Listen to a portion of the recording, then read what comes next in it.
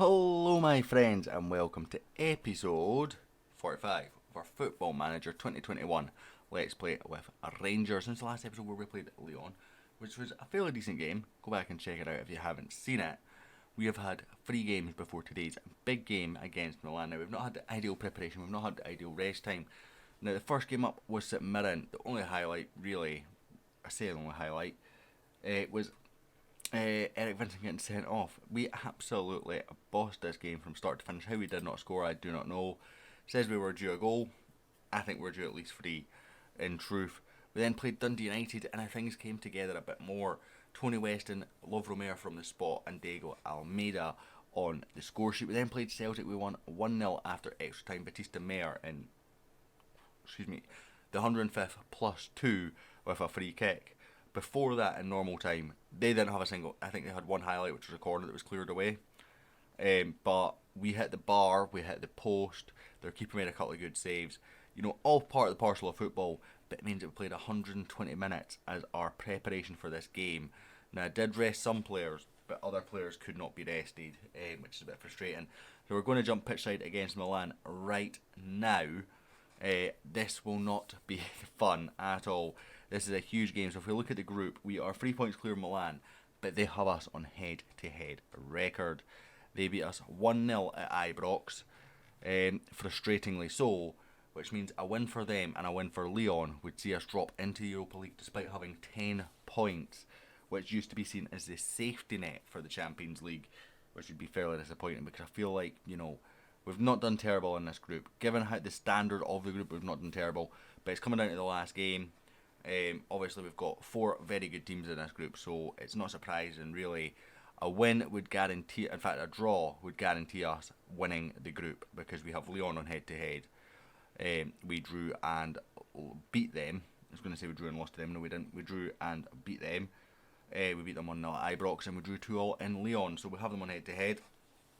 AC Milan, as I said, have us on head to head, so Milan win and Leon lose, or Leon draw. So Milan win and Leon don't win, see us go through in second.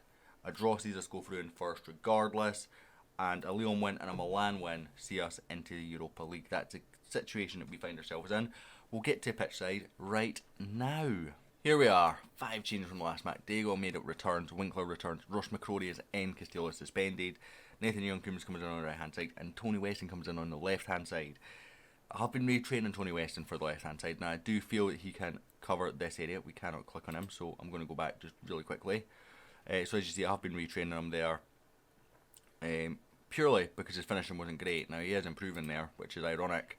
So he could still turn into a striker, but right now I see him as a sort of left winger, inside forward sort of player. Submit team again, please. Teams are warming up. Should already be warmed up.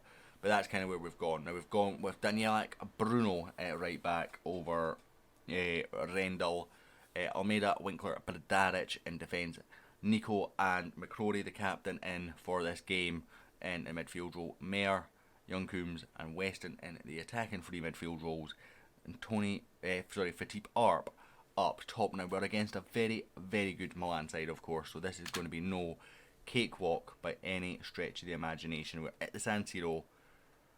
I've gave you the situation for how we can end up in this group. 3 different scenarios depending on results here and elsewhere where we can end up. It's not ideal, particularly with Batista Mayer being knackered. Hlozik is injured, as is Finn Malcolm, which forced the Tony Weston position.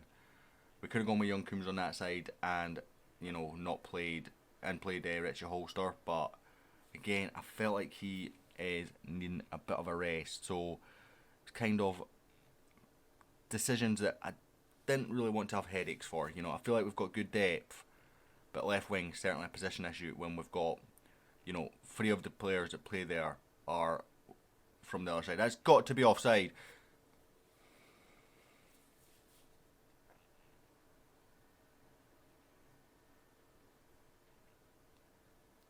Thanking you. I thought it was. So, you know, it's Hlozik's a striker that can play left wing. Tony Weston training there, and Finn Malcolm's the other one that can play left wing.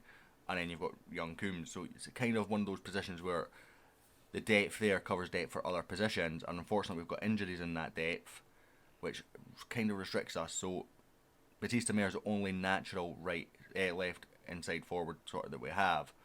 Bruno getting that away. Not great defensive performance there from Bruno, I will admit, but hey ho. I'm going out to man just a touch more here. We've not started this game brightly at all, which is a bit concerning. A bit concerning if I'm honest with you. But hey ho, let's see how we get on. 0-0 at half time. Okay, we'll take this, but we've not had a shot, which is why I'm going to go with a far from pleased. As much as the result is where we need it to be, the performance level is nowhere near. We have to be honest with ourselves. Diego Almeida brings out defence, plays it forward to Nathan Young-Coombs, whips it forward, finds Fatih Parp. Now this is where we need to just retain the ball a little bit, work it in, and not make silly mistakes like passing it straight to their bloody centre backs. Nico, you're the guy I trust. Rafael Leao's in behind. Good save from Danielak.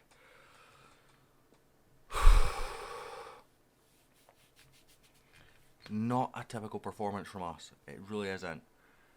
I think we are going to bring on Richie Holster soon and move Young Coombs onto the left.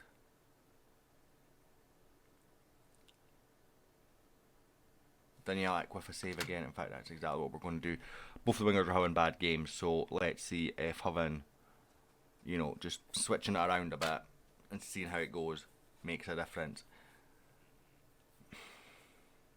At worst, Batista Mayer will probably last 30 minutes. Here is Lovromayer. Diego Almeida can't win that one, unfortunately for us. McCrory going to nick it back. Richie Holster! Leon are winning comfortably, so this game matters now. This game matters even more.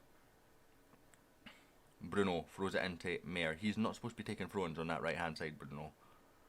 Since I changed to throw-in tactics, I've seen one long throw and we won a penalty from it, ironically, against Dundee United. But the centre-backs didn't go up, which annoyed me. Bradaric. McCrory whips it in. Fatih Parp keeps it alive. Back. Lovromayer, it's timid from the Croatian international. Timid indeed. Come on. At least we're getting stuff done in the second half now. We are going to have to make some changes. So we'll bring on Billy Gilmore for Nico, who is tiring a lot. Let's be truthful. Bradaric also knackered, but I don't think I've got a left back on the bench. Lovromayer also tired, so who do we've got on the bench that we could put there? Batista Mayer to there, Young Coombs into the middle. Young Coombs is going to cover 3 different positions for us today. And we'll get Olivier Batista Mayer in for the last 10 minutes or so. They've gone 4-2-4. They have to go for this. 1 minute for us to hold on.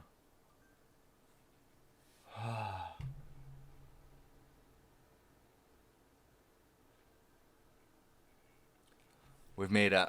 We've made it. Well, we've topped the group by scraping a point somehow in the San Siro. Leon battered Leipzig. It's not enough for them to progress. So we're into the final knockout stages again for the 3rd season running. Let's have a look at who's all our wanted players. So 21 wanted. We've got Richie Holster wanted by Fulham, Watford and Aston Villa. Tony Weston wanted by Villa, Leeds, West Ham, Frankfurt and Wolfsburg. Leon King wanted by Beijing and Burnley. Nico wanted by Wolves, Sevilla, Valencia. Jostoy wanted by West Ham. Caventus wanted by DC and Atlanta. He's not going.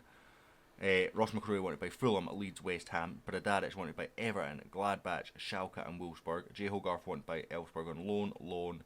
Castillo wanted by everyone and their mother. I think actually his interest is waned a bit. That's good. Vincent wanted by 14 clubs. I'd be content to sell him. I think he's worked out okay. We got him for 4 million. We could easily quadruple that in very quick succession. Already scouting backups. Robbie Fraser wanted on loan. 15 clubs. Again, I'd be open to selling him. We got him on a free.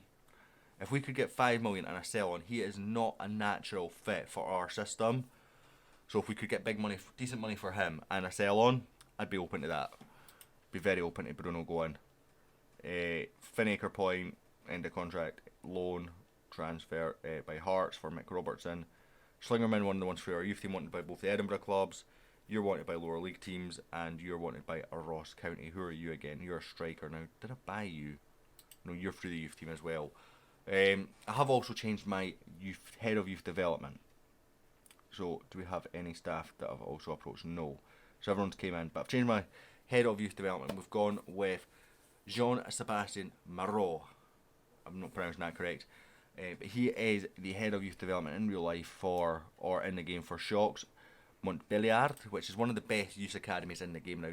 Granted, they have the benefit of the French youth system, but we have not produced any sort of standard of player coming through the youth system. So I looked at his stats, it was very similar. He was moral citizen, so it was a slight upgrade on personality, slight upgrade on stats, not by a huge amount, or it was like very similar for against Janbury. Do we have anything for Janbury anymore? No, we don't. But he was decent, but I felt like the change there was necessary. I felt Janbury just wasn't working for us. We're now allowed up to 14 coaches as well, so I'll have a look at coaches over time. If we have a look at our full staff review, everything else, we're allowed another scout now as well. I didn't realise that, so I'll have a look at that as well. Everything else is maxed out apart from technical director and director of football, which I'm not all that interested in. Next episodes. This is, I'm not going to come in too much and talk about January. So I think we will come for a big switch around and come for a January review and review up to the Aberdeen game, and then do not do the Aberdeen game. We'll do a big January review after January, because I suspect we're going to lose players. You've just seen the wanted list. I do suspect if the right bids come in, I will accept them. It's kind of where I'm at, and we'll replace as and when. And we're then the episode after that. So the next game will be 2 episodes time. Will be the knockout stages of the Champions League. We're kind of flying through this season, I know, but it keeps us safe ticking along nicely and quickly and whatnot. So next episode will be 46. Will be a January window review. Now we've not done one of them in a while, so let's hope it's not a boring January. If you've enjoyed this episode, guys, thanks so much for tuning in. Smash the like button, smash the subscribe button, and hopefully catch you all next time.